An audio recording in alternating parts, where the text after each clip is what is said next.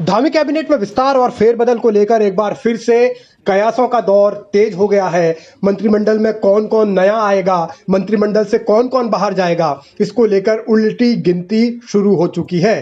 धामी की टीम में किस चेहरे को अब नए तरीके से लाया जाएगा और किन चेहरों को बाहर का रास्ता दिखाया जाएगा, इसको लेकर संभावनाएं बढ़ गई हैं। बीएल संतोष जो कि बीजेपी के संगठन महामंत्री हैं, आज देहरादून के दौरे पर हैं और आज ही यहां बैठकों का दौर होना है। कल भी बैठकें चलेंगी, लेकिन इन बैठकों में सबसे महत्वपूर्ण बैठक ये माना जा रहा है कि संघ के दफ्तर में भी एक बैठक होगी, जिसमें जो कोऑर्डिनेशन कमेटी होती है सरकार और संगठन के बीच, वहां चर्चा होगी कि कैबिनेट में किन किन चेहरों को अब रखा जाना है।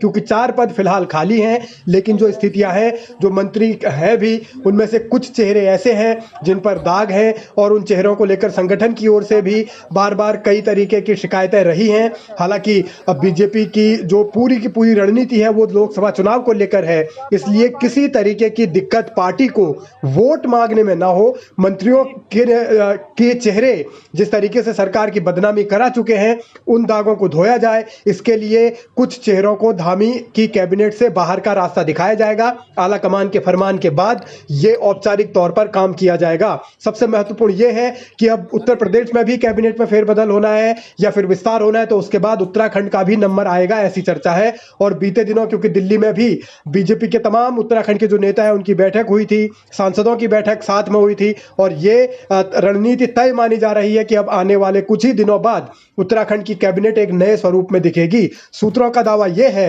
कि फिलहाल जो कैबिनेट में चेहरे हैं उनमें से कुछ की छुट्टी होना तय है। अब किस पर ये तलवार कार्रवाई वाली गिरेगी, चलेगी, वही महत्वपूर्ण है। बीएल संतोष की जो बैठकें होनी है आज और कल, उनमें बहुत कुछ तय हो जाएगा और उसके बाद ये तस्वीर साफ होगी कि धामी का मंत्रिमंडल आने वाले अगले लोकसभा चुनाव तक या उसके बाद तक किस तरीके की रणनीति के साथ काम करेगा, किन चेहरों के साथ काम करेगा। क्योंकि बहुत महत्वपूर्ण इसलिए भी है कि बीजेपी की सरकार लगातार 2017 से अब तक है और ऐसे में एंटी इनकम्बेंसी फैक्टर लोकसभा चुनाव में बीजेपी को नुकसान न पहुंचाए, तो इसके लिए सांसदों के टिकट भी कटना तय माना जा रहा है। लेकिन फिलहाल जो स्थितियां हैं वो कैबिनेट विस्तार को लेकर है, कैबिनेट फेरबदल को लेकर है। तो अब निगाहें रहेंगी बीएल संतोष की बैठकों पर और उनसे जो भी रणनीतियां बनेंगी उसके बाद आगे की जो एक पूरी की पूरी कवायद होगी कि किस तरीके से कैबिनेट को रिसफल किया जाए, किस तरीके से पुराने चेहरे बाहर किए जाए। जो विवादित चेहरे हैं खास तौर पर उनको साइडलाइन करने में बीजेपी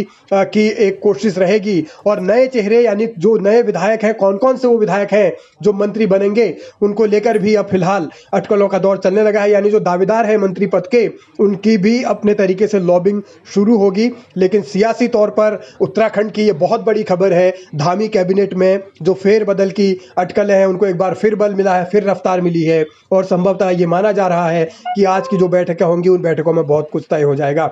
लेकिन अगर विस्तार होता है तो कौन कौन मंत्री अपनी कुर्सी बचाने में कामयाब रहेगा, ये भी बड़ा सवाल है। क्योंकि जिस तरीके से राजनीति चल रही है उस हिसाब से ये लगता है कि बीजेपी दागदार चेहरों को बाहर करेगी और जो अच्छी छवि वाले नेता हैं या जो तेज तर्रार हैं जिनको मौका नहीं मिला है उनको कैबिनेट में लाया जाएगा।